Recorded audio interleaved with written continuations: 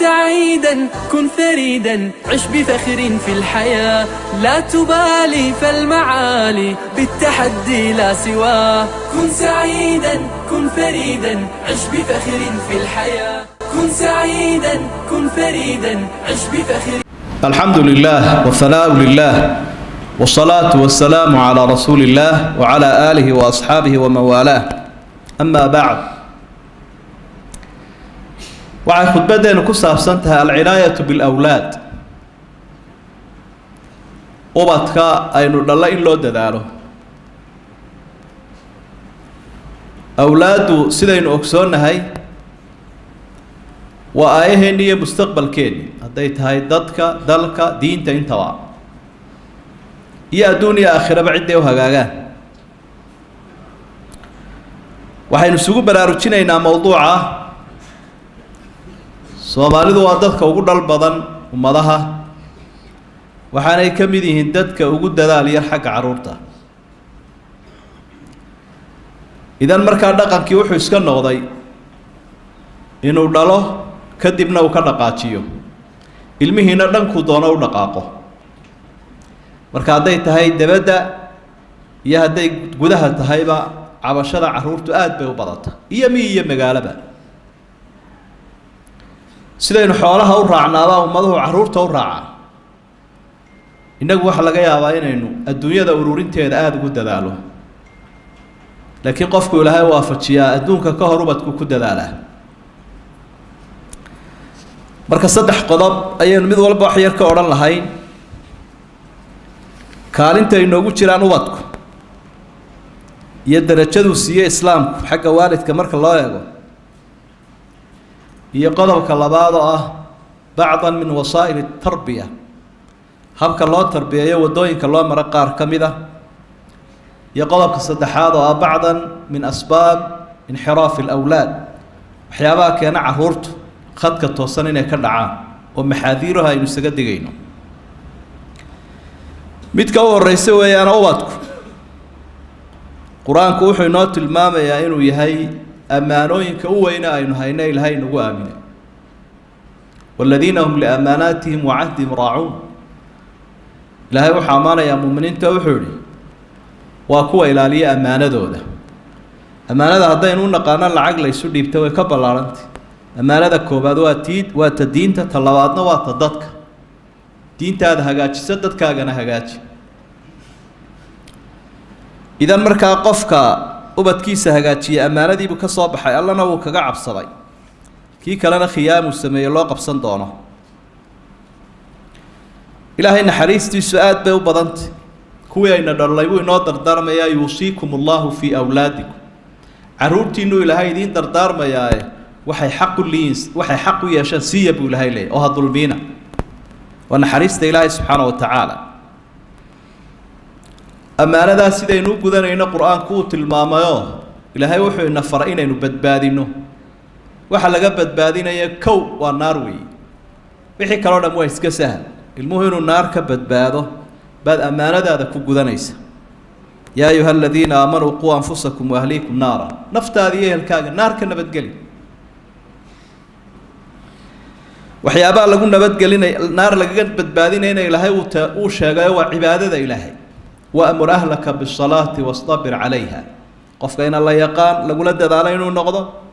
ilaahiisana caabudaya subxaanahu wa tacaala. marka ehelkaaga salaada far adiguna ku adkow. arsaaqadda haddaad ka warwaraysana ood leedahay intaan arsaaqadii u ordayaybaa ayaa ammaanadaasi dhaaftayna anaa ku arsaaqaya baa ilaahay. ubadka iyo adigaba anaa idin arsaaqaya. nebi maxamedna calayhi salaatu wasalaam taasuu sii adkeynaya. ilaahay uu ina farayo carruurta salaada farag 7 jir waa markuu mumayis noqdo wax kala garto. salaada hadduu tukaday tubtii fiicnayd buu isku taagay. wax badanoo diinta ah buu ka faa'iidaysanayaa ka baranaya. markuu 7 jir iyo markuu 10 jir yahayna waa lagu edbinayaa. markuu qaan gaadhana ka tegiba maayo ilaa uu soo tababartay. ilaahay baa ammaanay dadka wanaagsana mu'miniinta ah oo wuxuu ku ammaanay waa cibaadu raxmaan fii aakhiri suurati alfurqaan inay yihiin dad han weyn oo ku ducaystay inuu ilaahay dadka u hagaajiyo. والذين يقولون ربنا هب لنا من أزواجنا وذرياتنا قرة أعين واجعلنا للمتقين إماما إلهي dadka iyo dunyada noo hagaaji ubadkii ooriyaha saasay ku ducaystaa ambiyada haddaad dib ugu noqoto qur-aanka kariimka mid walba waxaad arkaysa isagoo ku ducaysanaya dad wanaagsan inuu ilaahay ka beero waa khaliil raxmaan rabbi hab lii min الصaalixiin rabbi ijcalnii muqiima الصalaati wa min duriyati waa nebi ibraahim ilaahu caruur wanaagsan oo cibaadaystaan ku weydiisanayaa buu leeyahy isaga iyo inankiisii ismaaciil way ducaysanayaan rabbanaa wajcalnaa muslimayni laka wa min duriyatina ummatan muslimatan lak ilaahu dad ku hoggaansan naga dhig kuwaanu dhallayna dad alla yaqaanahoo ku caabuda ilaahu ka dhig nebi zakariya rabbi hab lii min ladunka duriyatan طayiba inaka samiicu ducaa xaawo iyo aadam halkaynu ka soo bilaabanay lain aataytanaa saalixan lanakuunanna min ashaakiriin ilaah ubad wanaagsan baanu ku weydiisanay haddaad walad wanaagsanna siiso waanu kuu mahadnaqi intaasoo dhammi waxay sheegaysaa sida loo arkayo deeqadan ilaahay uu bixiyey ee dadka ah oo loogu dadaalayo runtii ilaahayna loogu mahadnaqayo subxaanahu wa tacaala ubadku waa inaynu u dareennaa inuu yahay cimrigeennii oo dheeraaday iyo camalkeennii oo sii soconaya cidduu ilaahay u hagaajiyo cimrigaagii oo dheeraaday weeye intaad carruuraad dhashay ay joogto way kugu abtirsanayaan waxaa kugu abtirsanaya ragga iyo dumarka labadaba hooyadana waa lagu abtirsadaa aabbahana waa lagu abtirsadaa waa ilmo heblaayo iyo ilmo hebel labadaba waa la ydhaah waxaynu u badannahayba beheblaayo wax la yidhaahda inagu soomaalida qabiilo dhan baa la sheegaya waa qabiiladii beheblaaye baa laleeyahay habar bay ku abtirsanayaan marka odaygana magaciisii baa jira islaantana magaceedii baa jira waa dariiqatun yastatiicu alinsaanu an yutiila biha cumrah callamahu allahu subxaanah ilaahay baa wuxuu ku baray waddo aad ku dheerayn lahayd cumrigaaga wuxuu nabiguna tilmaamay calayhi salaatu wasalaam qofka walad saalixa adduunyada kaga taga oo u soo ducaynaya rag iyo dumar mid kastaba ha ahaadee inaan camalkiisii go-ana camalkiisii iyo cimrigiisiiba usii socdo idan waxa lagu dadaalo weeye waqti kitaabkaagiiba uu xidhmayba oo waxbaba laguu qorayninba sadaqo iyo duca iyo dadaal dadkaasoo dabadira inaad hesho wanaagsan wax weyn wey intaa iyo in ka fara badanba diinteennu way ka warrantay ubadka iyo ehelka inaga beeran idan markaa arrimaha muhiimka ah waxa weeye inaynu garanno sidee loo rabaynayaa ubadka ubadku wuxuu ammaantan ku yeelanayaa markuu aqoon la baro tarbiyadna la siiyo oo sheegaysa tacliimta la siiyey sida loogu dhaqmayo tacliimta wanaagsanaad siisay sida loogu dhaqmo ee loo dhaqangeliyo oo aada barto weeye tarbiyadu wasaa'ilka loo maro tarbiyadaas markuu waalidku wax rabaynayo waalidkaa wax rabeeya mucallinkaa rabaynaya qofka da-yar ay la joogta ehelkoodaabaa rabaynaya dadka shaarica joogaynu rabaynaynaa markaa waddooyinka loo maro wasaa'ilu tarbiya waxaa ka mid ah alqudwatu alxasana waalidka ama cidda wax rabaynaysa inuu noqdo tusaale wanaagsan oo carruurtu intay dhegta wax ka qaataan waxa ka badan intay isha wax ka qaataan hadal wanaagsanna ha kaa maqleen muuqaal fiicanna ha kaa arkeen qof murabbiyahoo liito le waxbaan tarbiyeynayaa oo ama waalida ama mucallina ama cid kaleba ah waxba kama dhegaystaan carruurtu waayo qowlkiisa iyo ficilkiisaa iskhilaafsan almuraaqabatu walmulaaxada baa lagama maarmaana qofku cidda uu rabaynaya uu raacay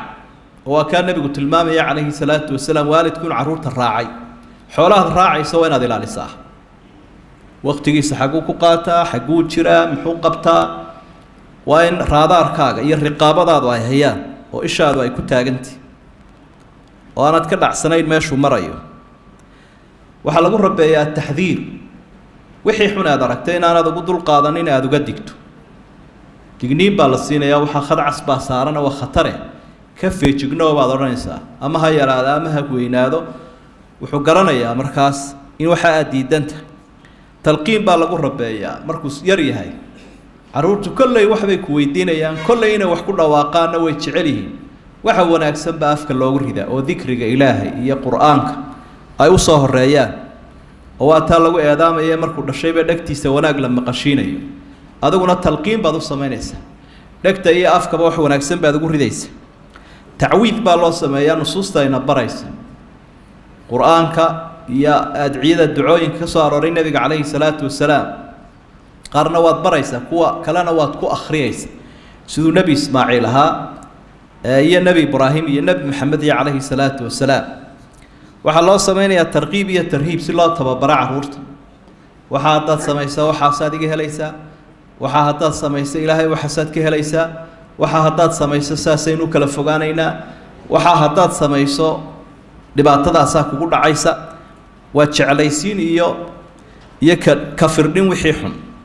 mawcida iyaduna jirta mawcida dadka waaweyn u baynu wacdinaa ama iswacdiya waxaynu qabnaa carruurta yaryar inaanay xiisad wacdiya lahayn laakiin xiisadda wacdigu waa muhiim meelahaad aada uga akhrisan karaysana waxaa ka mid a suuratu laxqaaf iyo suuratu luqmaan iyo luqmaanulxakiim oo inankiisii yaraa wacdiyayo qur-aanku inoo soo gudbinaya tafsiirkaad ka dhegaysan ood ka akhrisan doonta habka u wacdiyayo yaa bunaya inahaa in taku midqaala xabatin min khardalin fatakun fii sakratin aw fi samaawaati aw fi lard ya'ti biha allah ina allaha latiifun khabiir ilmaha yar wuxuu xusuusinaya caqiidada wanaagsan iyo siduu ilaahay ula socdo arrintiisa iyo aakhiro xisaabteeda iyo arrimaha xidhiidhkii ilaahay buu wacdi buu siinayaa yaa bunaya aqim الصلاة وأmur بالmacruuf wanha can اlmunkar واصbir calىa maa asaabak ina dalika la min casmi اlumuur aabba buu le inankayga yarow salaada oog waxa wanaagsan dadka xun waxa wanaagsan dadka far waxa xun u diid sabirka ogow arrimahaasoo dhan waxay ka mid yihiin waxyaabaha waajibka ah waanadu saasay usii soconaysa akhlaaqiyaadkii fiicnaa iyo suluugii iyo dhaqankii wanaagsanaa weliba ilmaha yar markaan dee loo hanjabina si fiican intibaahiisa loo soo jeediyo ee maskaxdiisa soo jeesato waxa aad u sheegayso meel bay ka dhacayaan macnaha meel bay isaga kaga sugmayaan waana dhegaysan kartaa siduu nebigu u waaninaya calayhi salaatu wasalaam carruurtii yaryaree xasan iyo xuseeniya ay ka mid ahaayeen wasaa'ilka waxaa ka mid ah alqiraa'atu lisiirati salafi saalix dadkeennii wanaagsanaa inaad ambiyadii iyo asxaabtii iyo inaad uga waranto dadkii cibaadaysan jiray sheekooyinkooda beri waxaa la yidhi ayaa kolley carruurtu ay aada u jecel yihin waxaa la idhaah waalidkeennuna aabbo iyo hooyo iyo ayeeye iyo ardaaga carruurta qisada loogu sheekayn jiray marka haddaba sheekada way jecel yihiin carruurtu iyo qisaska oo ta'hiir bay leedahay iyo usluub wax lagu tarbiyeeyo weeye dadka wanaagsan ee caqiidada iyo cibaadada iyo camalka lahaa si ay u jeclaadaan in looga sheekeeyo waa dee hadduu garanayo qofkii muraaqabatullaahi fii nafsi waa inaanad ilmaha ku beerin inaad adigu eegayso cidduu iska ilaalinayaana ay adiga tahay waana ta inagu badan laakiin waa inaad ku beertaa qalbigiisa ka eegayu ka baqayu iska ilaalinaya inuu ilaahay yahay subxaanahu watacaala waa laba arrimood oo kala duwan markuu ilmuhu adiga iska kaa ilaalinayo iyo markuu ilaahay iska ilaalinayo marka haddaad ku beerto qalbigiisa cidduu iska ilaalinayo ka xishoonaya inay ilaahay tahay subxaanahu watacaala waxau noqonayaa mid hawshiisaa wanaagsan iska sii wata waad dareemi karaysaa qisadii waktigii cumar bin khadaab dhacday gabadhii lahayd inanteeda caanaha biye cumar inama arkaye inantuna waxay leedahay haddaanu cumar ina arkaynin fa rabbu cumara yaraana ilaaha cumar abuuraybaa ina arkaya waxaad arkaysaa qalbigeeda inanta waxa ku beeran inuu ilaahay eegayo subxaanahu watacaala carruurteennana waxaa ku badan markuu aada u muuqatana inuu wax wanaagsan sameeya waxaad doonayso markaad ishaadu ay ka libidhana waxna ma akhriyo ma cibaadaysto dadka xun buu raacaa wuxuu doonu sameeya laba shakhsiyadood buu leeyahy markaa wuu munaafiqadoobay shakhsiyad adiga uu kugula jooga iyo shakhsiyad meesha kale ah waxyaaba aynu ku dadaalayna ugu dambeeya waxaa ka mid a haddii ay wax anfacayso cuquubada iyo edbinta edbintaasoo marxalada mari karta tahdiid iyo hanjabaad baa ka mid a digniinii baa ka mid a in wax lagu dhuftaabaa ka mid a hadday laakiin anfacayso shuruuday leedahay iyaduna ilaa 6 marka ilmaha la garaacayo ama wax la gaadhsiinayo aadaabta ama aan idhaahne wasiilooyinka iyo wadooyinka loo maro marka carruurta la rabaynayo kuwaasaa ka mid ah si aynu uga feejignaano qodobka saddexaad aynu akhrii lahayn waxa weeye casrigeenna inaynu joogno carruurteenna asbaabta ama waxyaabaha keena inay khadka toosan ka dhacaan oo qaarba dhinac ka imanayaan marka waxaynu u sheegaynaa daraasadana ugu samaynaynaa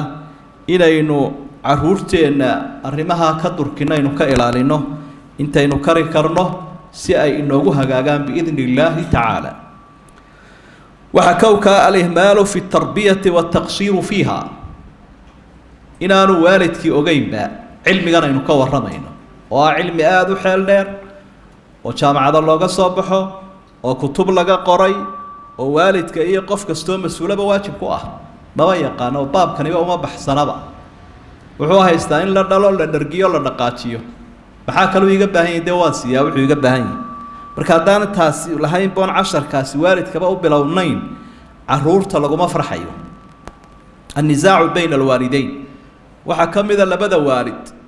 inay ishaystaan nin iyo gabadhi colla maaha nabadna maaha habeen iyo maalin qayla ka dhex taagan jaarkaa u garqaadaya ciyaalkuna way amakaagsanyiina way daawanayaan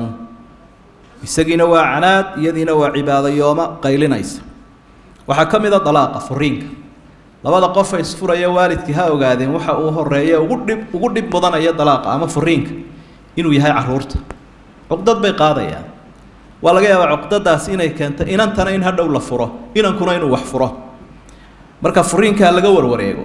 waana sababtu islaamku aan ugu degdegina u warwareejiyey labada qof inay isu samraan baa aada u wanaagsan waxaana laga yaabaa hadday isfuraan inaanay kala hadhin haddii caruuri ka dhaxaysee jacaylkii iyo xaasnimaduun meesha ka baxaan waxaa ka mid a yutmiga agoonnimada waa asbaabulinxiraaf bay ka midti ilmuhu markuu agoomoobo hooyadiina uu ka xoog bato ama uu ka awood bato cid ilaalisana uu waayo wuu lumayaa markaa dadka had iyo jeer ag jooga agoomaha ama ummadduba in aada loogu dadaalo meel lagu xareeyo la xanaaneeyo haddii kale kuweennunbay xumaynayaan waxaa ka mid a faqriga iyo duruufta oo dadku markay iska duruufaysan yihiin maba haleelaan tarbiyada ah markaa waa wax u baahan runtii in laga dadaalo ilaahay baa haya deeqdee laakiin haddana in lagu xisaabtamo weeye waa ku dhaqsanaynaa waxaa ka mid a rufaqaau suu wa huwa aqwa asbaab caruurtoo raaco la saaxiiba dadka xun wiil iyo gabadh mid kastaba ha ahaadee saameyn weyn buu ku leeyahay ilmaha cidda uu la socdo rag iyo dumar mid kasta ahaado hadduu qofku qof xun raaco caruurtu waxay isu saameeyaan si aanad adigu u saameyn karinba waayo wuxuu dareemayaa kani inuu aynigiisi iyo asaagiisii yahayoo uu ku habboonyahy in casharada laga qaato markaa si aad taa uga nabad gasho waa inaad qof wanaagsan u doonto oo diin iyo cilmiba isaga ka wanaagsan oo uu ku dayan karo ood kaa u xayeysiiso ood ku xidho ood ku maalgeliso si uu masaajka u geeyo waxbarashada kor ugu qaado ma saaxiib la-aanayaan carruurta siiba waktiga loo yaqaan teenage-ka ama muraahaqada marxaladda ay soo qaangaadhayaan waxay aada u jecel yihiin dad ay la saaxiibaan waalidkuna kuma filaado aadna isuma afkartaan marka qof wanaagsan inaad u xusho oo xagga khayr kale u jeeda aad bay muhiim u tahay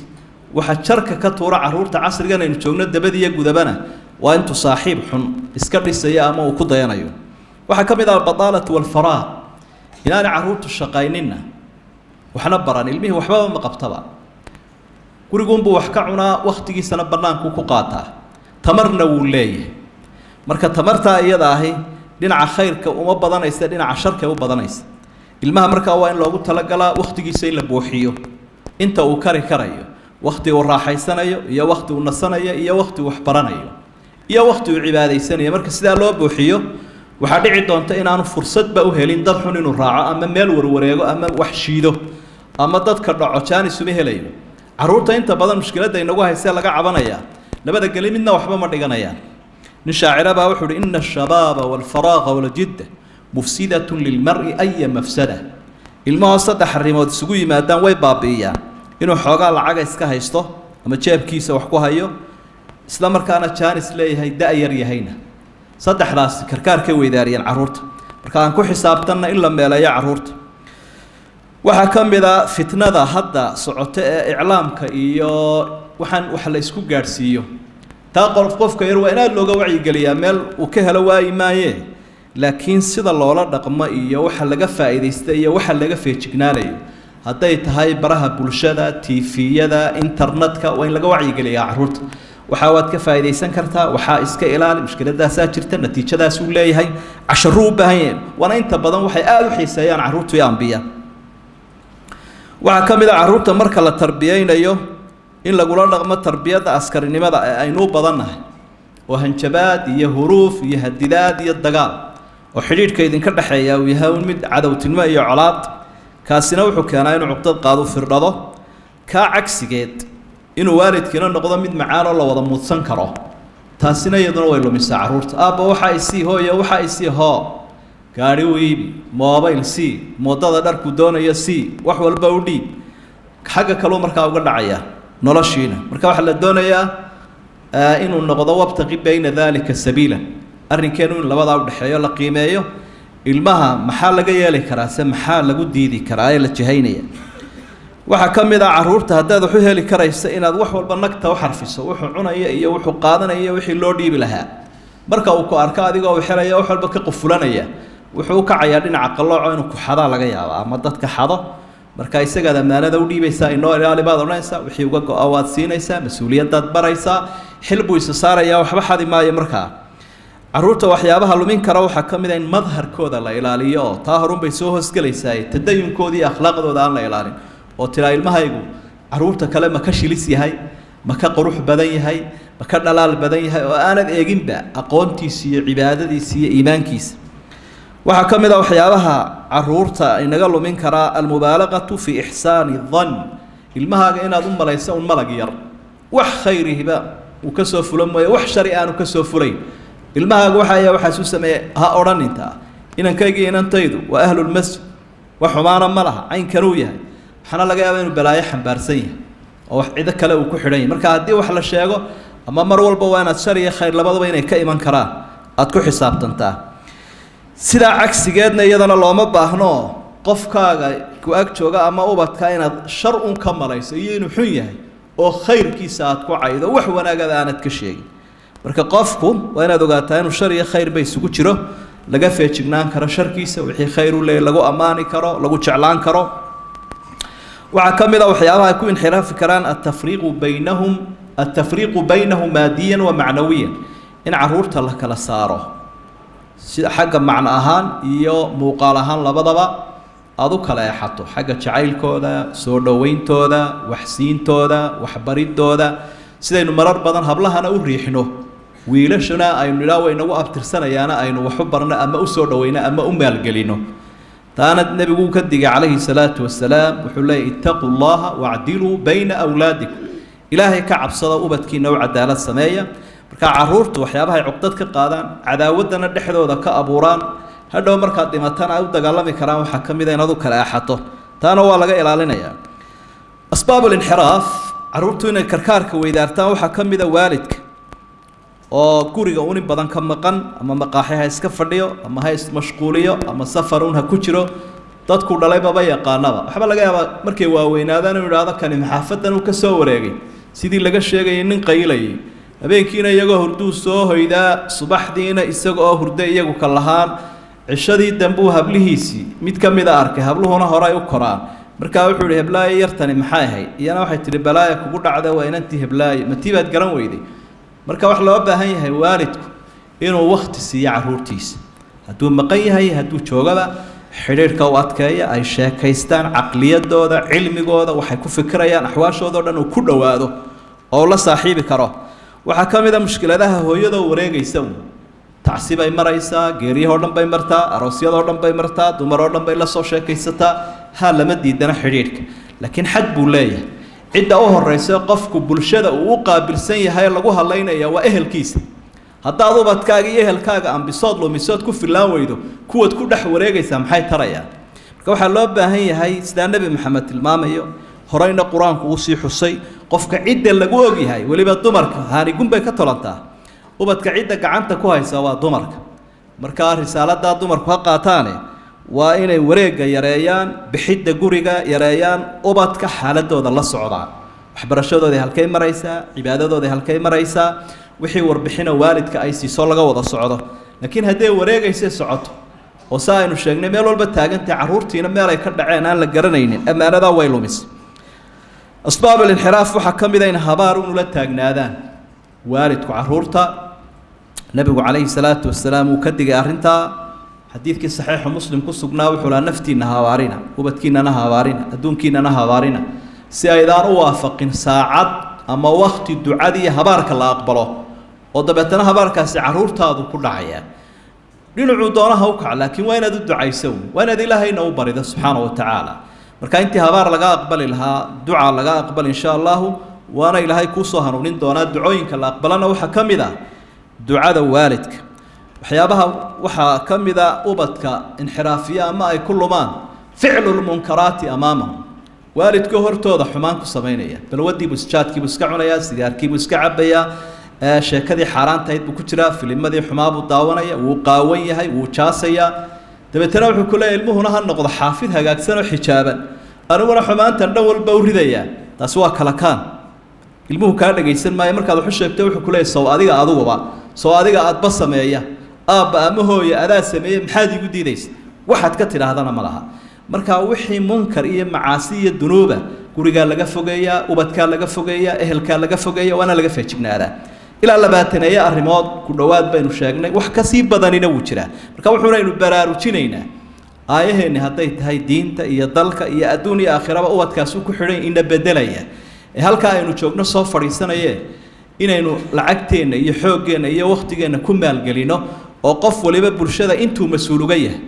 waddada wanaagsan u soo saaro la isuguna taga dadka daadsan shaarica ee carruurta inaga aafayn kara oo iyagana meelo lagu xareeyo wixii loo tari karo loo taro adduun iyo arrin iyo awoodba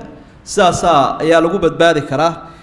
intaynu taa fudaydsanayna waxa laga yaabaa mar walba inuu naga soo horbaxo waxaynu ka naxno aynaan ku farxin allahumma arina alxaqa xaqan warzuqna ittibaaca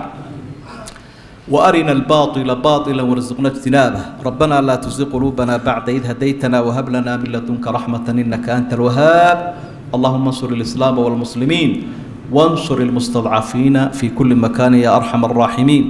ربنا هب لنا من أزواجنا وذرياتنا قرة أعين واجعلنا للمتقين إماما وآخر دعوانا أن الحمد لله رب العالمين وصلى الله على نبينا محمد وآله وصحبه وسلم وأقم الصلاة في ساحة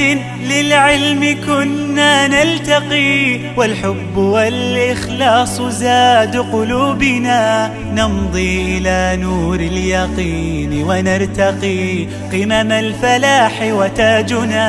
أخلاقنا في ساحة للعلم كنا نلتقي والحب